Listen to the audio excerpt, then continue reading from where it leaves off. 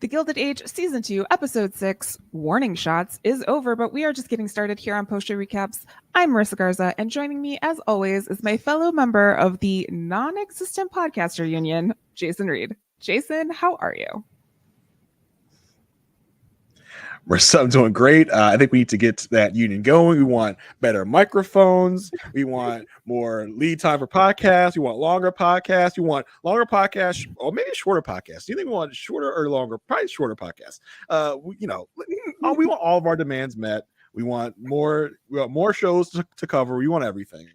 Yeah. But I hope, unlike George facing off with the workers, all of our stuff is done pretty much remotely. So I think our PSR overlords just need to click out the window and not take us down with a militia. We don't need any militia issues. And also I don't know if Josh expected this as an outcome of our podcast. Yeah, I think he really hoisted himself over tart with that one. So a lot of action in this episode. Storylines abound, wires being crossed, streams being crossed. We have a lot to talk about. Before we get into it, I do want to just remind people where they can find the rest of our conversation about the show. Post-Show Recaps has many feeds where you can find us. You can go to postshowrecaps.com/Gilded Age, postshowrecaps.com/HBO, just straight up postshowrecaps.com. And you'll find us there. If you become a patron of Post-Show Recaps on patreon.com, you can get ad-free versions. Like, this is definitely the 61st Street version of this podcast. It's not with the pores. It's not the old Anderson household. Yeah. Where, if you just set foot in there, you're gonna get soot all over your suit. Yeah, no. I feel horrible. You can also find us on YouTube, where the added benefit of being able to see not only our faces, but Jason always mixes it up with his background. Jason, do you want to tell the people where you are today? Yeah, I'm just in a train. Mr. Russell invited me on the train. He want to talk about something. I don't know what's going on. Oh. But, hold on. Oh. I think we're moving. Bye. George, Mr. Russell. I don't know where he went. I was not expecting to take a trip today. So I don't know how I'm going to get home, Marissa. But as long as I'm here, I think we keep doing the podcast. I just don't know where I'm going at the moment, Mr. Russell. Okay. We'll I'll make sure you get home. I'll stay with you to the end. Yeah. Thank you so much, Marissa. I appreciate that. Yeah, you're welcome. Before we get into the show itself, I don't know if you saw this on social media, but I saw this on social media.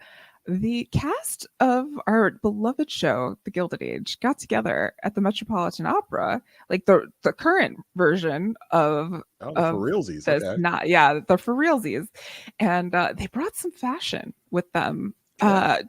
Do we want to show the people? If you're on YouTube, you'll be able to see this. If you are not on YouTube, I highly encourage you to Google this, or I might put a link in the show notes for you. I think that's what I'll do, so you can join in the fun.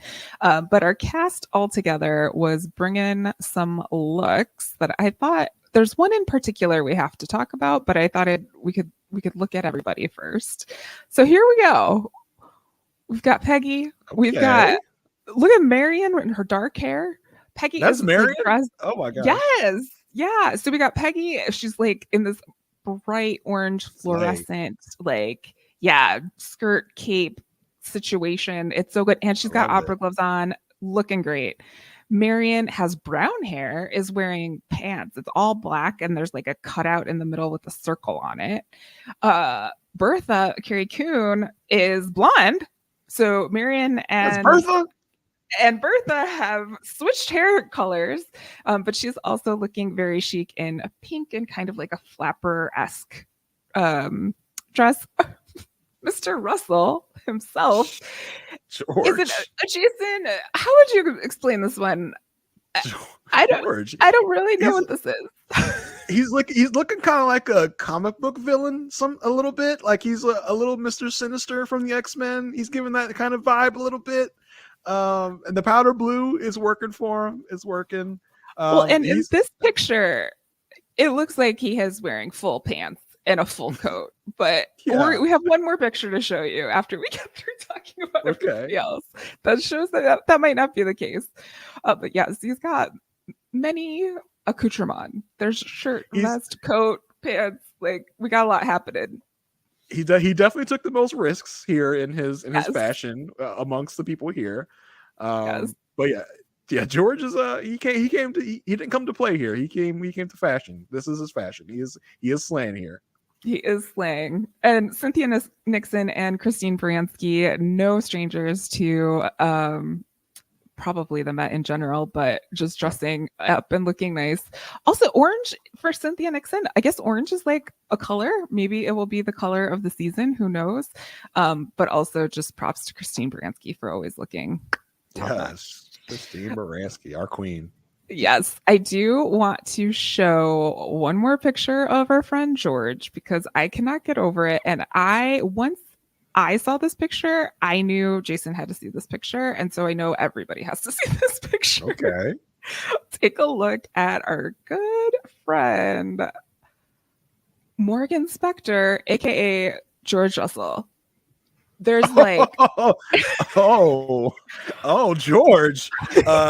It's really given like naughty schoolboy, like, I've been bad, you need to, like, punish me. Like he the lean on the railing is really giving, like, I've been bad, punish me, with his powder blue, would you call it a trench coat, and then shorts, tennis shoes, and like full socks. Yeah, everyone who, if you are not watching on YouTube, to just try to imagine this in your mind. There's a curved staircase, a man in a powder blue long tuxedo, but it's shorts instead of pants. And then also there's like dark blue trim around it. We've got a white and blue shirt underneath and some sort of like fish or dragon brooch situation happening. And then, as Jason said, pure up, straight up white sneakers and white socks. This lean is doing something. He also looks like he's like a band boyer from the 90s, like he should be part of like NSYNC or Backstreet Boys. Before Gilded Age, I didn't know Morgan Spector from really much of anything, but this really makes me want to dive deeper into Morgan Spector. Yeah, right. See what this guy is all about. I gotta check him out because he's got swag and he's a different cat, I think. So I gotta look into him and see what he's all about now. Yeah, I think there's also some behind the scenes photos that have popped up recently that are also worth a look, which we can maybe do on a future podcast or future YouTube cast so people can see. We can make our PowerPoints. Yes. But I will include a link to those photos for those of you on the podcast. I know a visual commentary is not always the most entertaining, but those pictures are worth a look for sure. Definitely worth it. Yeah. Just search out like bad boy Morgan Spector. It might take you right to it. Or, baby blue Morgan Spector. You can see it right away. So yeah, that was definitely a look, not even a look, just like a Luke, like a LEWK, a Luke. Like, yeah. Like I wonder what his other cast members thought when he came walking up the street like to the event. They're like, "Oh, Morgan. I don't even know right. like if that like phases celebrities anymore." They're just like, "Yeah, of course, yeah, that makes sense." I would just wonder what their characters would say about his suit. What Agnes would say. What Aiden might say. I just wonder what they would think about his suit choices. I think that's what's most shocking about it is the man, as Mr. Russell, wears pretty much the same thing for all of the time we've seen him. Like, it's, it's almost this, but black, but not, and more tied up, more, formal. Yeah. It's not shorts, it's full pants, obviously. But boy, that was certainly an interesting look into Morgan Spector, and makes you definitely want to deep dive into what he's up to. Yeah, keep your eyes out. We'll see what he's up to. But yeah, just a little breaking news before we get into it. Jason, any overall thoughts before we quick plot recap this up? very busy episode, like we said. It just felt like we were advancing a lot of plots. There wasn't any jaw-dropping moment as we have gotten to in some of these episodes, like a Mrs. Turnerton reveal. I think that's probably the peak of jaw-dropping moments in this season, but really just advancing a lot of storylines, a lot of plots. And with, what, 3 episodes left, I'm still really curious to see what we're going to get after this and how we're going to keep the train, no pun intended, rolling here. Yeah, there was a nice leisurely stop, or if we're going to get maybe a train crash. We're going to steamroll it just all the way to the end.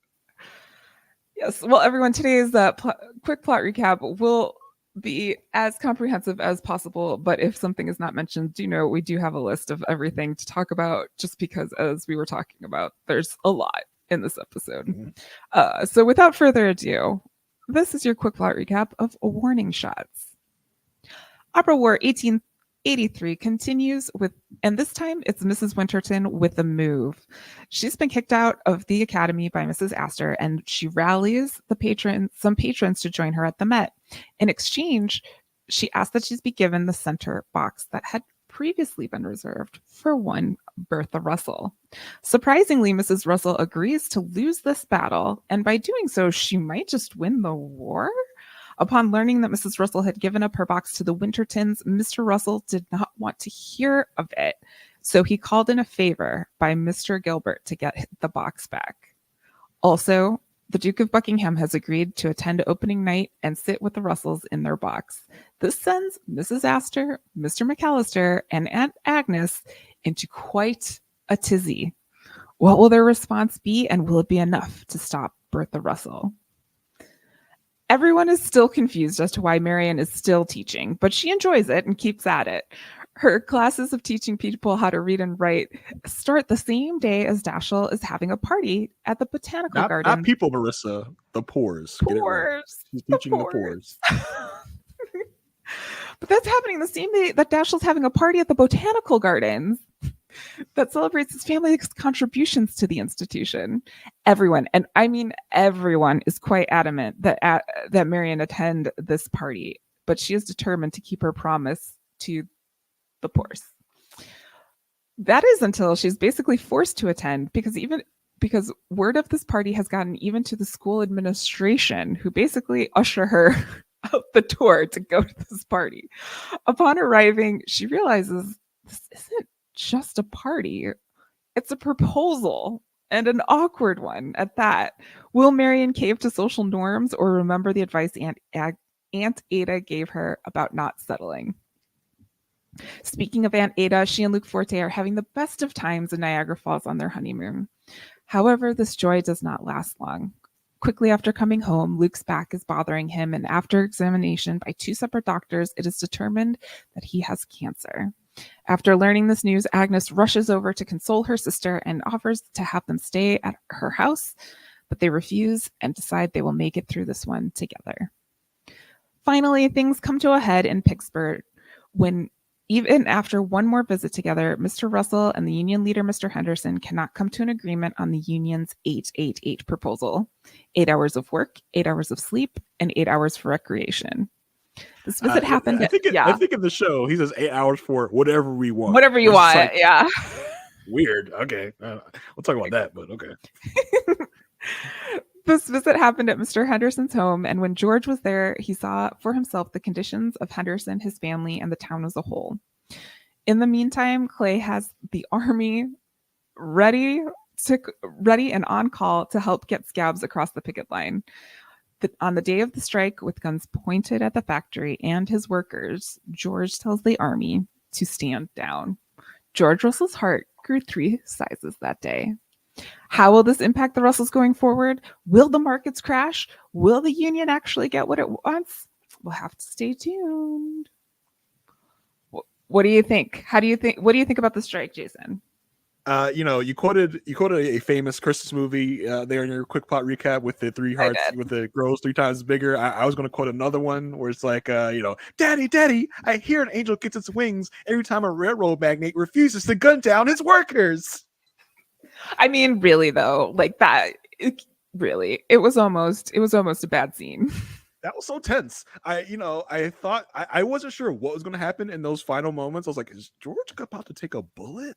But Right? I keep having to remind myself what show I'm watching, and like, I mean, Yes. listen. Well, this was a show where someone did end their own lives with with a That's shot to true. the head. So That's I true. don't think it's out of the total realm possibility. But I was thinking something's going to happen to George. Like maybe something's going to happen to Clay, because Clay was such the villain's episode. I thought maybe he would get his comeuppance in some kind of way, because Clay was so bloodthirsty this episode. He's like, gun them down. I want to see them dead. I want to see their white meat in their heads. I want to see them laying on the ground. I was like, oh my gosh, Clay, calm down, man. Calm down. He really wanted some blood to be spilled here this day. I was like, Clay. Yeah, he starts off like on the train showing George the map. He's like, look at my map. Look at where all the people will be. Look at how, aren't you proud of me and my map? And then as it goes down, like at the end of it, he's like, what have you done? And, like you will rue the day that you gave these people what they wanted, Mr. Russell. I have to say, I am not surprised that this was George's decision, but it was very tense. And I think the first time I watched it, I was also like doing the dishes. And so I like came and stood up by the TV and was like, George, don't do it, George. George, do the right thing. I don't know what your apartment looks like. I can just see Marissa standing in the middle of her living room, like a dishcloth in her hand. I can hear the water running in the background because she ran from the kitchen to see what was going on. Just watching and waiting. George, tell him to stand down, George. I'm watching you. So pretty well telegraphed George's feeling of humanity before this. I think that probably this is what we're going to get. But I was just wondering if in the service of him getting ready to the right thing, maybe something would befall him. When he was running out, like when the shots were fired at the factory and they were up in the office and he ran down there, I was like, oh no, something could happen to him because it's getting real.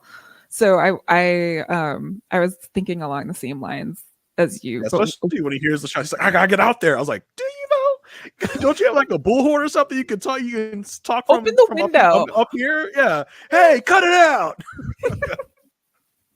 Well, and I think down there, George. What really affected him was seeing Henderson's family. So they he goes into his house, tries to like intimidate him again to get him to not strike, but he cannot help the fact that he sees Henderson has a wife and kids, and I'm assuming is thinking of his own wife and kids. But what really kind of turns the key here is his son, Henderson's son, is working at the mill, and this he can't fathom why that would happen. And he also doesn't understand why the kid is not in school. And I think it finally dawns on this man that maybe there are no schools for this kid to go to. So, this really got me thinking about George and his origins. And I don't think we know too much about where George came from. I think I had just assumed that he kind of pulled himself up from a poorer background. But this has me like wondering if he really knows much about the working class and what they really go through. Because he was definitely surprised at how desolate the conditions were. And, he's talking about, do they have schools? Like, do poors go to school, Clay? I don't know. Clay's like, I don't care. I don't give a shit. I don't care. Kill them all. Clay, stop saying that. I don't care. Kill them all. I want them dead, George. Like, Clay. Do you think Clay's going to have a job? Is Clay gonna have a job? What do you mean? After this? Like, do you think George is gonna fire Clay? Yeah, I think Clay's days are probably numbered by the end of this season, maybe. Depending on the steps Clay takes after this. Because he was out for blood here. Yeah, it was definitely a clash of values. It'll be interesting to see what happens because, as we know, this is going on all at the same time as the opera war, and the Russells like to win together. They don't like to have one of them failing while one is succeeding. So hopefully, I don't see George Russell becoming, like the capitalist, the most altruistic capitalist of the century or anything like that. Like, this isn't going to turn him into a saint. But I do think it might like, listen, I could some things for him. I can make the conditions safer. How about instead of 100 people dying every year, we get it down to like 60? Is that better? Is that better for you, Mr. Henderson? Yeah, he's like, we're But not yeah, going to talk about pay. Like, I can't do anything about your pay, but maybe we could not kill as many people. That would maybe. yeah, I just wonder if like there's going to be some sort of how this resolution is going to come about. Is there going to be like a bonus structure? Like, hey, I can't really up your wages technically legally, but I can like put in incentives maybe. I don't know how this is going to resolve itself, or if he's just going to totally stand against his like industry and against his compatriots and be the one person to stand out and actually markets be damned, I'm going to give my people more money. Yeah, it'll be interesting, especially if Clay is there. We'll see if that continues to be some tension. Clay might try to take a shot at George if he tries to, Watch it. Clay, don't make me stand by my TV, Clay. Don't do it, Clay. Don't do it, Clay. Well, that's what was going on with Mr. Russell. Mrs. Russell, on the other hand, she wasn't in this episode very much, but we did learn that the opera war is still going, but Mrs. Turnerton had quite the move. But also, Bertha had quite the win at the same time by not really, like, she didn't have to do anything this episode. It was just the fruition of all of the work she's already done. Listen, sometimes you got to give Carrie Coon a break. Carrie Coon is like, listen, I'm carrying a lot of this on my back. You got to let me like chill for an episode. Give me a break. Can we talk about though? Like, okay, so she gets the news that the Duke is coming to the opera, right? And first of all, she's like yelling at Gladys, like, "Don't be a child." Like, what are you, a child? Don't be a child. But the way she gets the stationery out, puts it on her desk, and then like goes to write it. She's like, yes, like this is so great. Like, it was so good. Like something happened within Bertha Russell that I think only typically George Russell can inspire in her. She's like wavering. Oh my god, I can't believe this. I thought it was bad news at first, but Me too. She's just so overcome with emotion about this wonderful news about the Duke. It was interesting to watch. It just goes to show how good Carrie Coon is at her job. Yes. And I have to say, I would give, if it weren't for the Duke news, I would have given Mrs. Turnerton a point in this episode for the opera war as a whole, because that was a bold move by her. Like, okay, fine, I got kicked out of the academy. Let me grab some friends, but if I'm going to come over to the Met, I'm going to take your box. Did you think there was going to be any other repercussions or any other backlash from Mrs. Turnerton's failed coup at the Duke's dinner last episode? Like, I thought there would be. I thought maybe that Bertha would have clocked that this was Mrs. Turnerton and maybe said something to that effect. But it doesn't seem like Mrs. Turnerton has been really found out in this way. Yeah, no, I don't think it's going to happen here, but I'm very concerned about Mrs. Astor's plan because she has information on Mrs. Turnerton. And if Turnerton is now at the Met, it could backfire on Bertha as opposed to backfiring on Mrs. Astor. Like the news of Mrs. Turnerton used to be a lady's maid and all this, stuff.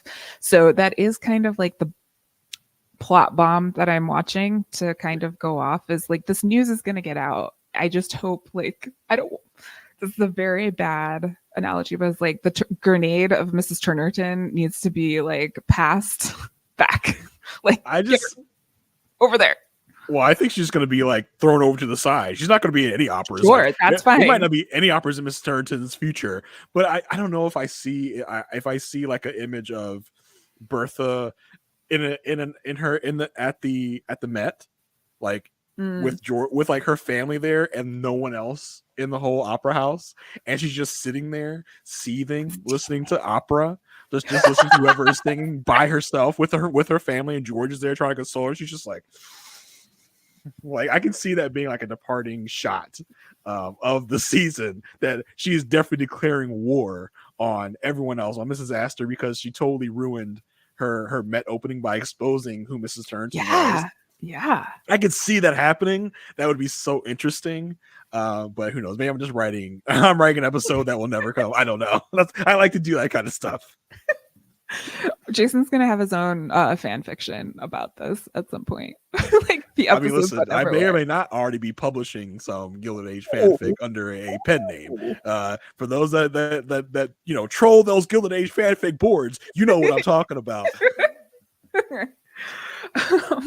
Well, do we think that the Duke will show up at the end of the day? That's my other question that I have is so well, let's go over the quote unquote plan here, right? yeah, Mrs. Astor just tells McAllister, bribe the Duke to come to my opera house.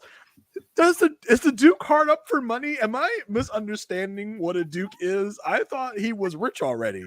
Why would he need more money? Is and Bertha especially paying him? like American money. Like Yeah. the Brits are not gonna be like, oh yay, the dollar. I was with McAllister. I was like, what kind of plan is that? Like, what are you talking about? Bribe the Duke? I don't think he needs more money. I don't think he would care if I offered him money to come to your opera. And then McAllister's like, sure, I'll try that. You come up with something else though, just in case this doesn't work, because it probably won't. He is in quite the tight spot, that Mr. McAllister. Like I don't know. I'm assuming next episode we'll see his conversation with Mrs. Russell, but he has got himself in quite the opera pickle, and I wonder if he will make it through the season. Not like he's not going to get killed or anything, but socially, this ass is going to just straight up murder him. But I think the time is coming that he's going to have to pick a side, because he has waffled. He sat on the fence. He's been a Mr. Fancy Fencerton this whole time. So I think the time is coming due. I think he knew this already too, because he can only. But maybe he was going to pull, the same thing he pulled a few episodes ago and like sneak across. How far are these opera houses away from each other? Could he run from one to the other, like one of those old 90s sitcoms where one of the characters had to be in two places at the same time? He would just, as he's going to the other opera house, change into his clothes for the Met, and then on the way back change to his clothes for the old opera house. Like, I'm back. I mean, I've been here the whole time. I was just in the bathroom. Yeah. So I was wondering if that was his plan, or does he know that he's going to have to concretely pick a side at some point? Yeah, I'm going to assume that he's going to have to choose, and it will be a very awkward and weird and probably hilarious scene. Yes. Jason, but as to your question about the Duke, I don't know what's going to happen with the Duke. I would assume that the Duke is just going to show up at Bertha's. I don't know why. I don't know what could happen to get him to come over to Mrs. Astor's side, but I don't know. It would be interesting to see, unless it's found out that Mrs. Turneron was a lady's maid, which will make everyone abandon Bertha's opera house. I'm just cheering for Bertha so hard. Like, no, you can do it. You can win the opera war. Well, Jason, I know you have a long history of having a proposal, like you proposing to your wife, but also living in the marriage proposal TV universe. Yes. So when this episode aired, I was very excited to talk to you about Marion's proposal. Boy, I just, it really took me back to when I proposed to my wife, and she said, I asked her, she said those magic words, if you really want me to. And it got a tear in my eye of how romantic that proposal was. Boy, yeah, you talked about, I talk about marriage shows a lot, relationship shows. I don't listen, I won't say it was the worst proposal I've ever seen, but it's definitely down there as a.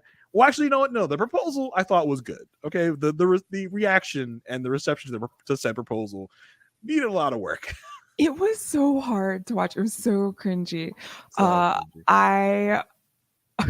like, I haven't talked about therapy on this podcast yet. I'm in therapy, and one of the things I work on is people pleasing, and everything in this entire scene was like, oh my god, it's all people. Like, I was like very triggered by the fact of like, oh, it's all happening. She's looking at I forgot the name of the kid, but she's like looking at Francis and being like, if you really want me to. And then Agnes with her bravo before she even says anything. Yeah. Like, yes, she says yes. It's a yes. Like, And just, it really is, it reminds you of those stories you hear of like these public proposals. They may be celebrities, they may be something else. I don't remember which Survivor finale it was when someone proposed on the Survivor finale, and the person, you could tell on the person's face, they're like, since I'm in front of 1,000 people right now, I will say yes, but probably in a couple of days I will break it to you that no. Was it David and Carolina? It was not Rob and Amber. That one is that what we call the full Murphy or something? The David Murphy proposed to yes, whoever. yes. I think that's what it was. But yeah, just like yeah, I'll say yes because we're in front of so many people right now, but we're gonna have to talk about this later. Yeah, because she even like, well, first of all, let's talk through all the reactions. We had Agnes with the bravo, and Ada with the what are you talking about? Ada with the worried face, like, oh no, we talked about this. And then Frances giving her the eyes of like, be my mom. And everyone is there. Oscar is there. Larry is there. Larry like watches, claps, and then walks away. Like Larry like squints his eyes, like, and then like a villain in a movie, like walks off as he makes his evil plan later down the line. Yeah. So like she was kind of, and she's literally brought up in front of everyone and really has like no physical escape. Like there is like the plaque to the Montgomery's family and like this garden. And so she's like really kind of backed into a corner here and she has to say yes. But then after she hears about Ada and Luke's news, like she forgets that she's even engaged because Larry finds her on the street. Larry, like, she's just laying in the gutter, all depressed. They find each other, and Marion's talking about how Luke has cancer and is like really sad, and Larry's like, "But aren't you supposed to be celebrating?" And she's like, "Oh yeah." For what? But then he's like, "Let me know if I can help." And I was all like, "Oh, you can help. I could tell you a way that you could help." I have a feeling she also is thinking this. Listen, and here's me again writing more Gilded Age episodes, but I could also see in a Jason universe Gilded Age season 2 season finale, yes, where we have a runaway bride in Marion. Marion and Larian, Mary Larry. Yeah, Larion's happening. Larry comes outside the venue in his little horse carriage. He's like, "Get in, loser. We're runaway briding." And she's like, "All right, let's go." And they run off together at the end of the season. I can see that happening. Like she runs away from her wedding reception. You have a much more wholesome a take of that, because I was like, well, what do we know that Larry was doing all season? He was just banging all the time, right? Banging. Yeah, and so like I wonder if like that's the help that Marion could get, and then cause a scandal. It would be like a scandal. Yeah. You think she's gonna get out of this by banging Larry? Yeah.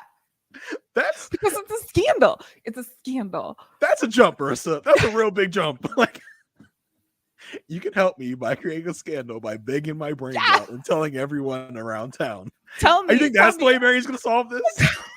I don't think it's a smart way to solve it, but I'm just saying that was like a very like, let me know how I can help. And she was like, I'll remember that. I think Mary could just she'll let Dash down easy if she wants to get out of this. I don't think she has to bang Larry to get out of this. Well, the only way I go is to bang Larry, so come on. The only way you get Dash off my back is to cheat on him with you, so let's go. I mean, one of us will be right.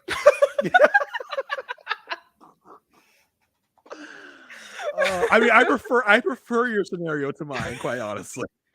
I do see though, like I could see like a graduate type of situation where it's like they're up there. It's like, does anybody have anything to say? And Larry's like up against the non-existent class. Like, yeah. Larry's already done his graduate performances already with Mrs. I forgot her name, Mrs. Laura Benanti. Yeah, in her house. Mrs. Blaine. Susan Blaine? Yeah, Mrs. Blaine and her house that's like never gonna get finished. Never, because the architect's gone now. That's it. I am very like worried for Marion, because also we see later when she's called over for Luke to give the news to Ada that he has cancer. Like Marion just like rushes in there and it's like, what do you think? I didn't do the right thing? Like this is not sitting well with her at all. Not at all. Well, I mean, she, like you said, she was trapped in that moment because she is someone that doesn't want to hurt feelings. She's someone that doesn't want to let people down. So in that moment, she knew she was going to have to please both Dash, Agnes, and Francis. Yeah, she had to say yes in that moment. Yeah, we'll see how that one unwinds itself. But she's in there. Yeah, and every time Dasha was like, "I'm sure glad you're here," I was like, "Oh, cringe." I can't. Creepy ass cousin Dash. Oh, well, Ada and Luke, we've been talking about them intertwined throughout this episode as we were talking about every storyline kind of touches itself through the episode. I do feel sad for them, specifically Ada, because she just got her happiness. I think this is kind of a twist on what you were predicting. Like, it's not going to last long, but he's not a swindler. He's just going to die. Yeah, let me apologize to the good rector. I thought you had ill intentions because you were moving so fast. So did Agnes. And Agnes mentions in this episode too. She's like taking advantage of her innocence. So you weren't alone. Yeah, I'm so sorry, Luke. You apparently are a good guy. But boy, I didn't. This is not how I want to go down, Luke. I'm so sorry for thinking you had ill intentions. I'm sorry you have cancer. See, this is why I don't go to the doctor, people. Because 1 minute you go to the doctor, you're feeling fine, you've got some back problems, and they're like, guess what? You're deathly ill. And then it's like, and then you all of a sudden start feeling deathly ill. I mean, come on. that was a bit of a turn. That was, I mean, like 1 minute he's like dancing with Ada in the thing, like to the music box, and then he's in bed. He's bedridden. I'm like, what? See, this is why you don't go to the hospital, people. This is why I was a bit confused by that. I was like, what is it? Is it moving so fast that he's like gonna be on like bed rest the entire rest of the season? I have no idea. I hope we don't enter into the next episode and he's gone already. Oh my gosh. I was like, when we got the news, I was like, can we not just like, we didn't even get one episode of Ada as a happily married woman. And then we were hit with this news. Like, damn, that was like, this show moves fast. This show moves very fast. But we just couldn't give them one episode of Happy Bliss. We only could give them like 10 minutes. The Gilded Age waits for no one. Yeah, like true. It's gonna go like a train. It's gonna. And when he's like, yeah, I went to the doctor, got my back checked out. And he's gonna look at a couple other things. But he thought it should be fine. I was like, oh shit, here we go. Get the coffin. He's gone. It's over. It's done. Yeah, especially because Ada is like, other things? Like in her street. Oh, other things? You made me feel like I'm 16 again. Oh, no. Yeah, as soon as you say he's gonna check out a couple things. Oh boy, here we go. Like it's done. It's over. Yeah.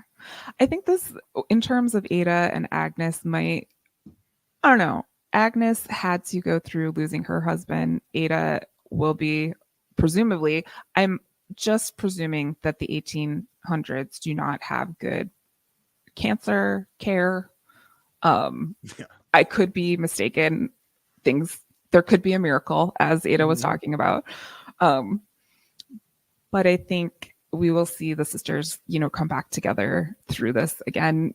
Even so much as like Agnes isn't pushing Ada to bring Luke over to the house, like she's like letting Ada go through it in her own way, and I know she will be there to catch her at the end of it. So, and good on Ada for in this way as well, kind of standing up to Agnes, not in a defiant way, but being like, no, like I have to do this on my own. Like I can't be relying on you. I'm gonna be here with my husband to see him through this. So good on Ada for that too. And we wanted Ada to have a storyline, but I don't know if I really wanted her to have like this kind of devastating storyline, because it feels like if we're all done with the Luke storyline, I wonder if it will feel like a reset back to the Agnes and Ada relationship of before, where they're both just kind of sitting there in the living room just chilling by the start of season 3. I want so much more for Ada. But then I was thinking, like, I don't know how this works. I'm like, does the church go to her? Like, well, that would be interesting, right? Like if she finds more purpose in kind of taking up for where Luke left off. Obviously, she's not going to be, a priest or anything like that, but maybe she'll take more interest in leading things in the church and being part of that community and part of what that meant to, because it meant a lot to Luke. Yeah, we'll see. And she'll do that to be closer to him in his memory. Yeah, I mean, she might not have to move back in. She might be able to be. I think she will. I think, and I think Agnes, who really throws good shade with the best of them, but I think when it has always come down to the nitty gritty of who Agnes is, she's always been this kind of passionate, very empathetic person when she shows her true colors. Yeah. So we really saw that here, where she runs to Ada's side and just embraces her, and Ada can feel that and just kind of breaks down in Agnes's arms, and that was such a touching, poignant moment, I think, in the episode. Yeah, there were no words. I was just like, oh, and as an older sister, I was like, sisters are sistering. So, we haven't talked about Peggy very much this episode, and that is because Peggy really didn't have much going on this episode, but I have a feeling stuff will be going on in future episodes. Basically, we saw Peggy come home and tell her parents, like, oh yeah, by the way, I was in Alabama and almost got lynched, and yeah, that's how that went down. Yeah. And they're like, what do you mean? I thought it was a really great conversation. I was like admiring Peggy in terms of how she handled that, because she was like, look, I just want to tell you what happened. I'm not here to like discuss or debate anything. I just want you to know that I almost got in trouble, but I didn't, and I'm alive. I was like, I thought it was interesting that even her father didn't even know that she was going down. Right? Like they kept that from him, because they knowing Mr. Scott, he might have like tried to kidnap her or something before she went to Alabama, quote unquote, for her own good. So he likes to do that stuff, without her knowledge, quote unquote, for her own good. So I it was interesting. He didn't even know that she was going there in the first place. Well, and I think that's because things with Mrs. Scott and Mr. Scott are still not great, because as Mrs. Scott and Peggy are leaving to go to an education meeting, Mr. Scott's all like, well, when will you be home? I will be home when I will be home, Arthur. Yeah. You need I remind you what you did to our daughter and our grandson? She has ammo for the rest of her life. Yeah, and she's gonna use it. Yeah, Mr. Scott can't say nothing anymore. Not a single word against her. I love that. Like, I'll be home when I'll be home. All right, you just calm down. Yeah. It was so good. I was cheering her on. But we do learn that Peggy might have a new story to write, because she goes to this meeting where she meets Sarah Garnett, who was an actual person, which we can talk about in a minute. But she is there because the New York Board of Education is planning to defund colored schools. So in the South, we have like education kind of being built, and in the North, we have racism coming in yet again to say, no, you cannot have this opportunity. We are going to take it from you. So Sarah Garnett was an actual educator. She also was a suffragist, which was really important. History alert. We're gonna title these sections Miss Garza's history class minute. Okay. We're gonna get you that career that you once sought out. One time. Yeah, we're gonna get you. This is Miss Garza's history class minute. Everybody, get in your seats. Pay attention. There will be a quiz later on this. So everybody, get your notes out. All right, go ahead. I will be asking. Oh, thank you. I will be asking for the historical significance of this part of the Gilded Age. In our finale pod, we will be presenting. Yeah, there will be a test on all the history minutes we've had throughout the season. So everybody, make sure you study up before you listen to the finale pod in a few weeks. And yes, this will be on the test. This will be on the test, and it does count for credit, people. Okay. To get to our podcast university. So everybody listen up to the teacher. Stop. Hey, you over there. Yeah, I see you. Stop passing notes. All right. him. I got him ready for you, Miss Thank Garza. you. I got him ready. Thank you. I'm like a TA in here or something. Like, I love it. I love it. Everybody pay attention. Well, Sarah Garnett was a educator in New York City. She also was a suffragist, which is really important because a lot of people think that like when the 19th Amendment was passed and women got the right to vote, it was like all women, but it was not all women. Black women still didn't have the right to vote. So the fact that Sarah was working in this movement just kind of speaks to how she was fighting for pretty much everything that Black women were fighting for and are still fighting for, unfortunately, in some cases. But when Sarah began teaching in New York City, public schools were racially segregated, and she began teaching at the African Free School of Williamsburg in 1854. I couldn't really find anything that said like anything about the specific defunding of schools, but there are schools in New York City that are named after her because of her involvement. And she ended up like going overseas and speaking about education to the international stage and working with W.E.B. Du Bois. So I really liked how this show got me to look this up because I had no idea that Sarah Garnett was a real person before that. So that's your little history minute.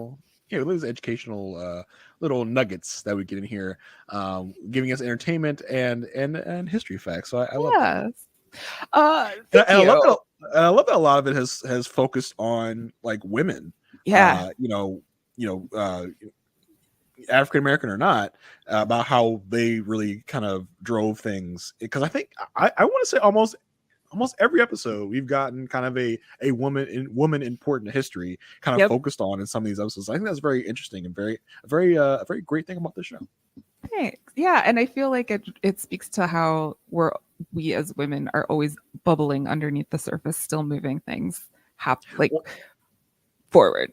Yeah, and I think a lot of people like kind of, you can say like Bertha is kind of like a part driver of things happening in the shows. A big show about how much women are moving and how they kind of influence things in everyday New York back then. So very, very interesting. I love that the show does that. Yes. Well, this story about Sarah Garnett might be the next one that Peggy wants to write. So she's like, I have to check in with my editor. Yeah. Why? Okay, so yeah, we check in with Mr. Fortune, right? Yep. And there's no mention of the kiss. Like there's no mention of it. Well, she does mention it with Marion before when she's like, he kissed me in a barn. And Marion's like, but he's married. And, oh my. Oh no. Yeah, and then Peggy's like, yeah, but he's my friend. It was like, that was the most drama we got about the kiss, but there was definitely a lot unsaid, but also said in the scenes we got between the two of them, I think. I didn't think it was enough of a focus. Like I wanted like an inadvertent hand touch, and they'd be like, "Oh my god!" Like, come back to that moment. Like I wanted something. It seemed more of a regular conversation, and not anything fraught with so much tension. It wasn't awkward. I was looking for that real awkwardness in their first interaction since the kiss. But I really get it. I feel like we could have really drove that home a little more. Oh, well, yeah, I could see it a little more. I did pick it up when Peggy was like, well, you can, like, I'll close up. And he's like, I don't like to leave you alone. She's like, don't worry about it. No, she's like, don't you got to go back to your wife? He's like, don't you worry about that, girl. Don't you worry. Where do we think this is headed? Like, she's obviously worried that this is a professional relationship. And, like, he wants to continue to write stories together. She's trying to, like, make herself known in the journalistic world on her own and doesn't necessarily want to be like tied to a man, I guess, in that perspective. But also there is this real chemistry between the two of them. And obviously they felt something this kiss. So how do you see this one playing out? It's tough to say, right? Because I feel like there's going to be some more interaction. I think there will be. Maybe one late night working on the story in the Globe offices, and something happens. I think I can see that in the future. I can see Mr. Fortune be like, I'm leaving my wife for you. And that like, happening. I handle it, but I also love you. Yeah. So I think it's gonna be a real conundrum for Peggy on what to do and what is right and proper, and what her heart and her loins maybe are telling her to do in this situation. So I think it's gonna be an interesting struggle she's gonna have to really battle within herself. Yeah, and she'll have to, as many women have throughout the course of history, like job, love, where are we going to go? What route are we going to take? Can you have it all? Hopefully, Tale's oldest time. Yeah, I really hope she can. Well, did you hear that? Ring, ring. Did you hear it? Oh my God, it's working. It's working. John's alarm clock or Jack's alarm clock is finally working. Everyone is really like happy for him, and except that freaking Miss Armstrong. She was horrible. She is awful. Like she comes in with the goal and the aim of being horrible. Talk about a Grinch. Like Mrs. Armstrong is the like epitome of a Grinch. Yeah, her heart is still shrinking. Like I don't know, it might be in the negative shrink at this point. She is not happy about any of this along the way. She might be the first legitimate like hater. Like, you know the term hater? Oh, yeah. She might be the first one that's like, she's drinking the haterade. They made haterade in 1883 and Miss Armstrong came up with it because she's drinking it constantly all the time about everybody. Like, I can't stand her. Every single time. I'm like, stop talking. Anywho, so John's alarm clock works. And then I just have to say, this surprised me. Banister's like, oh, it worked. And oh, did you invent something to make it work? Oh, then just apply for a patent. And also it was $15. And I'm like, first of all, Banister, you are what I presume, based on the fact that you have an accent and have talked about Britain, an immigrant to this country. How do you know about especially since he pronounced a patent? You need to go get a patent. How does he know all of this? Not saying that people can't know things, but I just was very surprised at the amount of knowledge that Banister had on this particular subject. I feel like Mr. Watson, Mr. Banister has some sort of secret past that we need to know about. Oh. That maybe he's not even British, like that other chef over in the Russells was French. Like Chef Borden. Yeah, so we got to figure out what Banister's deal was back in the day. Like, did he work with Albert Einstein or something? I don't know. But we got to figure out what Banister's deal is. Honestly, well, yeah, we got to figure out what his deal is because, you need to go get a patent, John, a patent. And he's all like, I know this because a friend of mine got one, and it's like $15. I love a friend of yours, Banister, a friend of yours, sure. Maybe he patented the Banister. You just blew my mind right there. You just blew my mind. And he tongue in cheek it was like, I'm gonna call myself Mr. Banister. It's been in front of us the whole time. The whole time. How come we didn't see it? That's gonna be the season finale shocker. Yeah, he knows a lot. But everyone chips in, and I found this really endearing. Like everyone really believes in Jack and his ability to make alarm clocks and invent. And everyone, including Agnes, gives a whole $5, gives like 30% of what this kid needs, and everyone chips in. I just was so like, yeah, and he's so taken aback. He's like, people will surprise you, huh? And I'm like, yeah, except for Armstrong. Pretty much everyone. Armstrong needs to go on an escape wheel and escape my show. Get out of here. Unfortunately, John Jack Trotter is denied the patent in the long run because he is not part of a clock society. Yeah, you're not a TikToker, John. You can't join our clock union or our clock club. Like, the hell is this? How come Banister didn't know that? Yeah, I know. Well, but then he knows because then Mrs. Power's like, well, can't he just join one of these clubs? And Banister's like, he won't have the certifications and blah, blah, blah, blah needed. And then it's like, is there a way around this? So I think you're right. There is more to Banister that he will. And then Banister gets the chin stroke. He's like, to basically tell us, like, there's something coming down the line. Banister's going to figure out some kind of workaround for John Jack to get into a horticultural club, like Mrs. Bauer said. I was with Mrs. Bauer on that one. I was like, whatever. I don't know. Word is. I accidentally deleted it in my notes. I looked it up, but then I was like, I don't know what this is. If you'd have asked me what horticulture was, I would have said it has something to do with plants. So I don't know what that is either.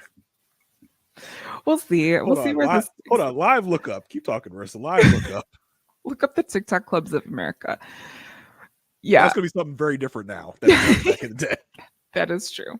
That is true. I don't know if he'll join a club, but I do think that this is the start, as we've been talking about all season, of his overarching storyline. He is going to be an inventor, and that will be his ticket out of the household work. So when I look up horticulture, I was right. Horticulture is plants, yeah. But what is clock people? What clock clubs? Clock people. Because I swear they said horticulture in the show, right? I'm not crazy about that. It's like horror. It's like it's very close. Clock clubs. The practice of clocks. Okay, it's called horology. H-O-R. Horology. That's got to be something different nowadays. They got to change that name today, don't they? That's what it says. That's what, and Google never lies, right? Like that's what we are supposed to believe. Okay, yeah, okay. Horology,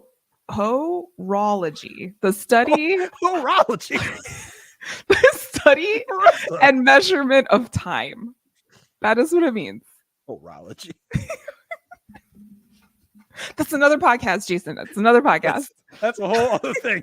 Do not search out horology on your Googles, everyone. It's gonna be like a clothing line. Get into incognito mode. Yeah, get into incognito mode if you're searching ho culture out there, people. That's what it says. But anyway, John's gonna get his clock, and he will probably get a patent at some point. But I don't know if it'll come this season. It was kind of fun to kind of just see how this works, and he knows that everybody supports him, so he can continue his little clock journey. I can't wait for the day that John Jack walks into the downstairs like, I'm quitting this job, people. I got a job as a TikToker, and I'm out of here. There's this. I'm rich. Yeah. It has everything. Yes. Well, I think that does it for the main things that we're having. Like I said, there was a lot, but there's still some odds and ends that I would not feel good about ending this episode without mentioning. So we had this whole storyline between Church and Banister where we see a very, very drunk Church, which I have to say was masterfully played. It was very hilarious. It was very good. Coming into the house one morning, and Banister sees this and he can't have it. He's like, I have to tell on him because he told on me. This is it. He's got the Mr. Burns hands like, excellent. I finally had my ammunition to get to my revenge on Church. Yes. And he doesn't say it's revenge, Jason. It is justice. It's justice, people. It's justice. I think I've heard other things being, classified as justice that weren't quite justice, if you know what I mean. So I think this is along those lines. Well, it turns out the Church was that drunk because it was the 30th anniversary of his wife's death. She died during the smallpox epidemic of that time.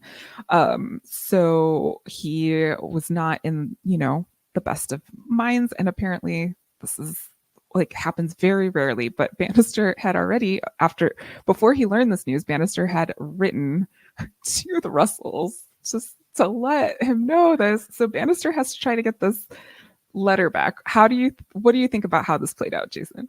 Banister just snitching. I mean, listen, turnabout was fair play. Church snitched on him, so he had to return the favor. What did the letter say? Like, your boy was drunk. Like, I saw him stumbling into your house. Like, you might want to get rid of that guy. Was that what the letter was basically about? Yeah, but in Banister talk. Yeah. Your footman was observed on this morning stumbling into your abode. Is that really the type of reputation you'd like to have for your servants and your household? I think not.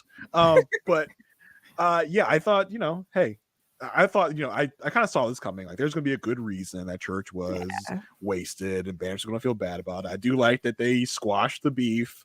By the end of the episode, beef is squashed. Yeah, he was like, oh yeah, remember how I told you I couldn't forget about it? Turns out I can. Turns out I can forget about it. Look at that. Remember I told you going to get your ass one day? Well, not anymore. You're not anymore. I did love his excuse of like, I wrote a letter saying that Mrs. Russell's behavior in the opera war was angering Agnes. And I was That like, was so weird. I honestly thought Banister was going to come clean in that moment, but then he took a swerve. He's like, "Yeah, I wrote a letter complaining about a bunch of lady of your house on behalf of my lady of the house, and I was drunk. You could probably relate to that, church, for no reason at all. But I was drunk when I wrote the letter. Can I just get that back real quick?" Like, I mean, listen, Marissa, please don't open up your email folder. I was in my feelings and I sent something off. It's kind of, just don't open the email. Just don't open the email. If you see it from me, just don't open it. It's hard to really kind of get into your inbox. I can't really find the footman of your inbox to get the email back, but just don't open the email. Okay. I was in my feelings one day and I didn't know what I was doing. Yeah. I got it. Oh man. Yeah. So as much as I'm happy to see it end, I hope that there is still some sort of rivalry between these two. I like seeing these two pair up. I like, them trying to outdo each other. So hopefully there will be some sort of new challenge coming their way. We also saw a very brief little montage, little scene of they're hiring a new lady's maid for Mrs. Russell. They ended up with a French woman. And a couple of things. Did your alarm bells go off during this? Because my alarm bells went off. Sure. I said she's up to something. She's like, "How about I give you a free trial?" Never trust the free trials, okay? Because you forget to cancel them. Something will happen. They'll give out all your information. Never trust a free trial. First of all, that's their first mistake. Church and other lady, Mrs. Brooks. Bruce. They all have B names. Yeah. So never trust a free trial. Okay. So that's your first thought. And why would she offer the free trial? She just seemed shady to me. I don't know if this is another Mrs. Turneron plot. That's what I'm wondering. Yeah. So it's very suspicious. But I did enjoy the other two ladies that were failures that was hitting on Church. Yeah. Was hated one of the other one hated London or something, was like had a very like rough London accent.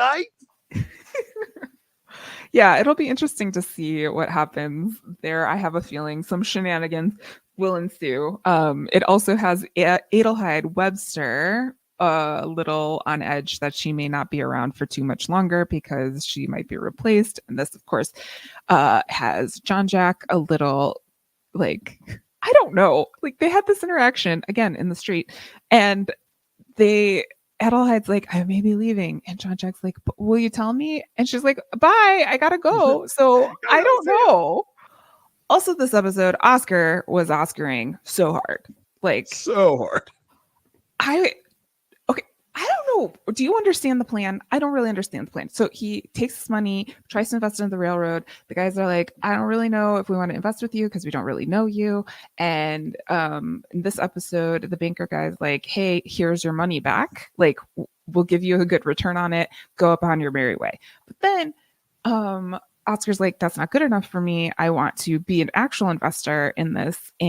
But what does it have to do? I think I've totally missed this. Like, how does he think he's helping Mrs. Beaton?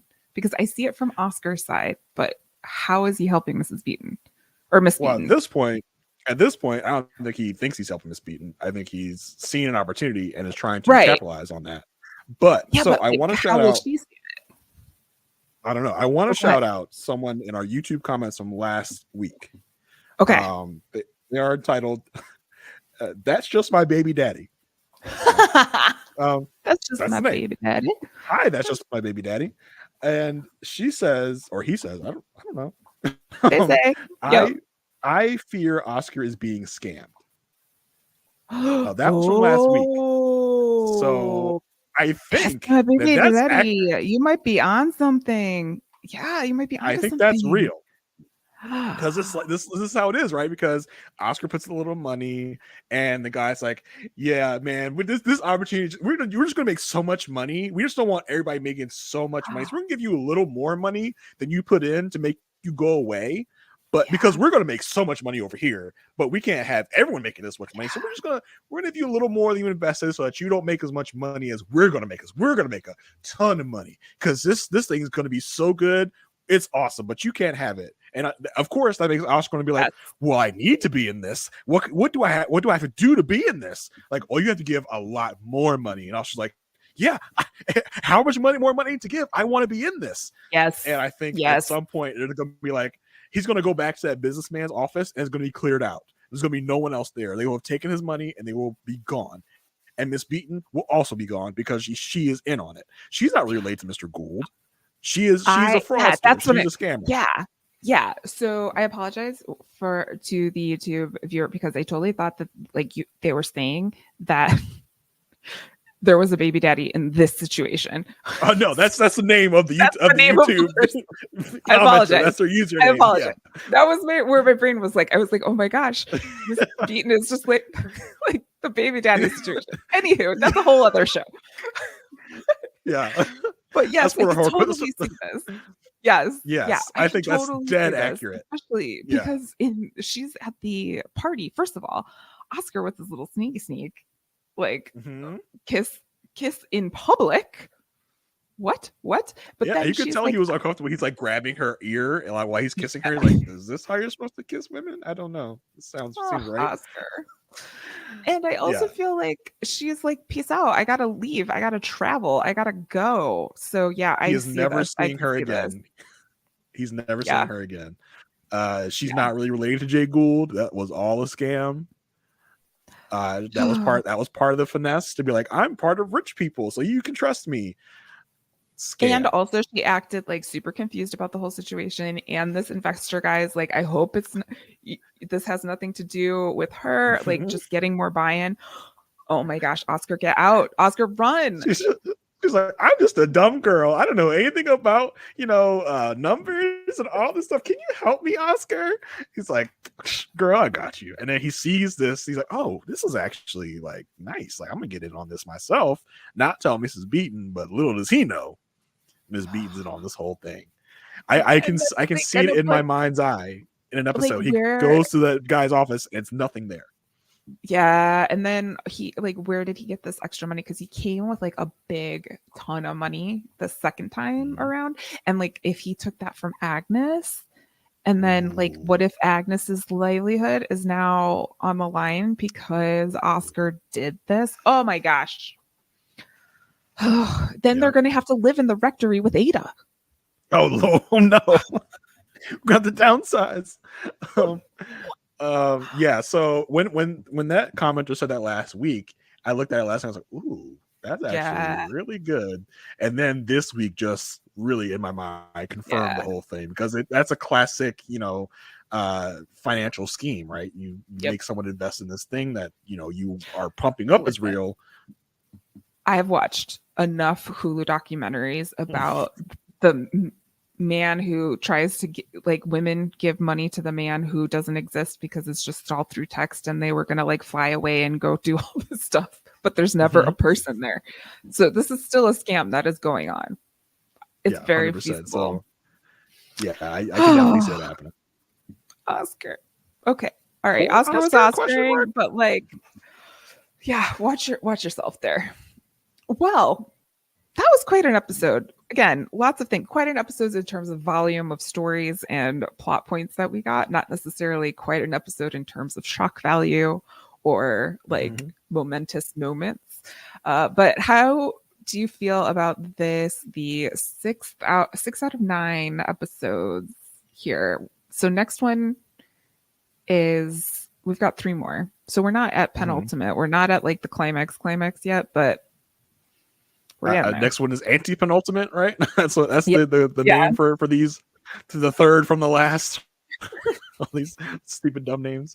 This was the ultra anti-penultimate. Yeah, there you go. I guess.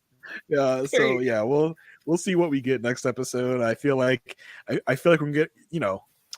I feel like George is really going to feel some ramifications from looking weak in the eyes, maybe of his compatriots. So I think maybe he'll feel the repercussions of that. That whole group of men at the beginning of the season, remember where he was like, hey, men with money, let's band together. They're going to be like, you're out. We're kicking you out or something. I could see that. Yeah, I wonder if we hear reports from other places that weren't so lucky to have a George on their side and there was some type of massacre at a different place that's not related to George. So we'll see. I wonder if Clay will go and murder each one of those men individually by himself. Watch out for Clay. I'm really like concerned about Clay. Clay, bro, like take a chill pill, man. Like it's okay. It's all right. Sheesh. Yeah. Well, I am happy as always to be podcasting about the show with you, Jason. This has been super fun. I am excited to see how the rest of the season shapes up. If you're looking for other conversations between Jason and I about this wonderful show, you can find them again at postshowrecaps.com/Gilded Age or /HBO, or you can join us on Patreon at patreon.com/postshowrecaps. And you can see the latest and greatest from Post Show Recaps at postshowrecaps.com/subscribe. Jason, do you have any like headlines, newses to tell the people? Yeah, I mean, you can find me and all of my musings, all of my clever takes on everything on Twitter or X or whatever letter of the alphabet we're making it these days. You can find me there at JAYR1085. If you want to hear any of my other fun podcasts, if you want to really skip awkward proposals, watch the show Married at First Sight, because there's no proposals there. They just go right to the altar. No awkward proposals. So I cover that show with Asia Welch on our podcast, A Perfect Match. And we chop it up every week about that show. We have a really fun time. You don't even need to watch the show to follow along with us. We break it all down for you. I think it's a little, maybe even a little more fun because you can set it all up in your mind what these people look like and what we're talking about. So come check me out there over on the Raw Pass Podcast for Hap Ups Network.